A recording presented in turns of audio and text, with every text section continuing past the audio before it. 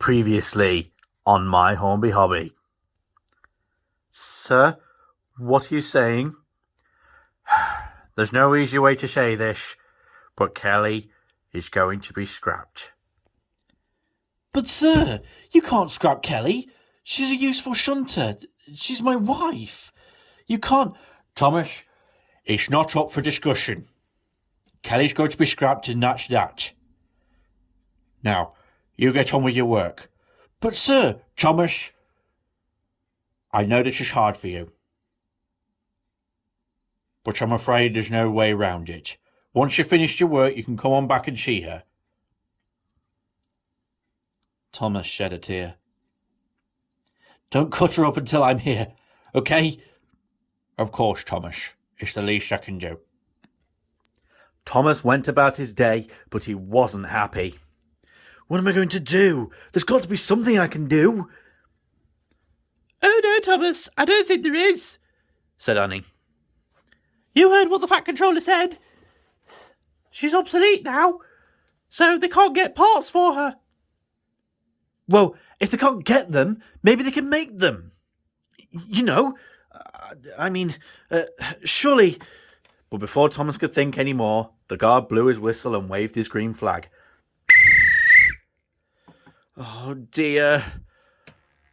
I don't know what to do. Thomas puffed along his branch line, and every time he passed the works, he looked over to see the workmen were getting ready to cut Kelly up. I've got to hurry! I've got to hurry! He chanted to himself. Thomas made it to the next station. Beep, beep!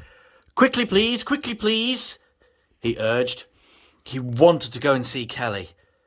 Hold on, Thomas, said the station master. What's all this? Kelly's going to be scrapped. What? She had an accident and now she's going to be scrapped because they can't find the parts for her. Are you sure? Yes. The Fat Controller said that her class is obsolete. She's an 06, right? Yeah.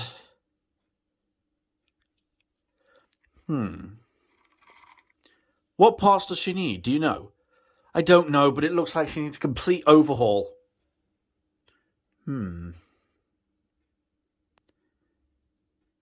Well, you don't worry about Kelly. I'll see what I can do. Thomas was puzzled. What am I going to do? All too soon, the guard blew his whistle and waved his green flag. And Thomas set off. He continued on down his branch line. As much as he tried not to think about Kelly. He tried not to worry. But it was hopeless. He just had to hope that soon the day would end, and then he could be with her during her final moments.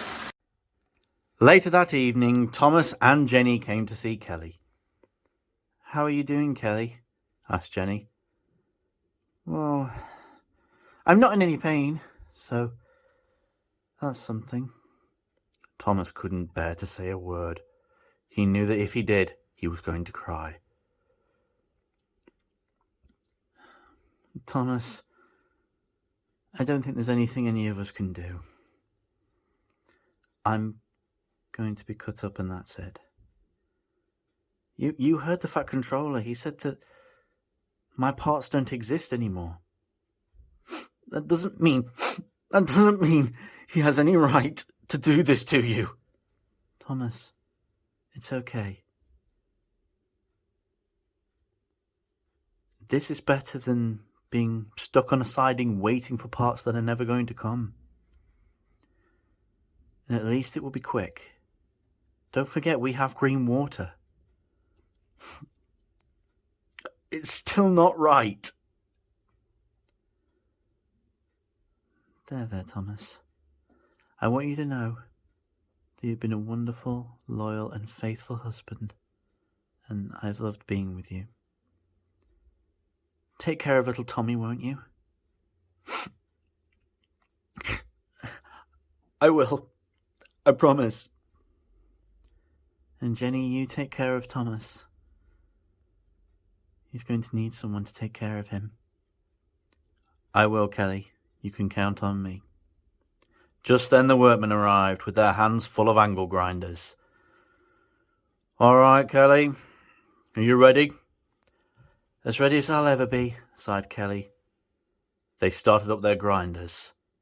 Just as the first cutter was about to cut into her buffers, they heard a shout. Stop! Stop everything! They all turned to look. The station master was running up to them with a piece of paper in his hand. You don't have to scrap her. It turns out that there's one other O3 shunter. You're joking. I'm not. I called around. There's another scrapyard that has all the parts that Kelly needs. Everyone was in shock. No one could believe it. I run it through for Sir Topham Hatt, and he says that he's going to buy this engine, bring it here, and then you could be restored, Kelly. Kelly, Thomas, and Jenny all sighed with relief, but none more so than Thomas.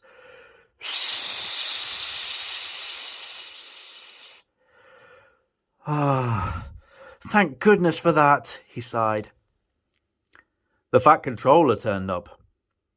I take it you've heard the news then. Thomas, Jenny, it's going to cost a lot of money to afford this engine that's going to repair Kelly, so I'd like you two to get on with your work. Yes, sir! And both engines were out of there like a shot. Months passed. The only sounds came from the workshop shed of grinders, drills, hammers, and all sorts of other equipment working to strip an old 06 chassis and repair Kelly. Thomas could barely contain his excitement. At long last, the great day came. Both Thomas and Jenny were waiting outside the workshop. Beep! They heard Kelly's horn, strong and proud. Then they heard her engine purring into life. Then she rolled out of the shed, slowly and carefully. She looked as good as new and better. Wow, Kelly. You're beautiful, gushed Thomas. Kelly smiled. Thank you, Thomas. I feel great. The Fat Controller arrived. Well, you look good, Kelly. Thank you, sir. Thank you all. Don't mention it. And I've actually called around. It turns out that they're remaking your parts, because quite a lot of others have been asking for them. So I'm going to keep in contact with them and bring up a contract, so then they can supply us with more parts should this ever happen again. But I trust it won't, Kelly. No, sir, it won't. Thomas and Kelly smiled to one another. Thomas and Kelly drew closer to one another. They each lowered their voices so only they could hear. Glad to have you back, Kelly, said Thomas. Good to be back, said Kelly. And the two kissed.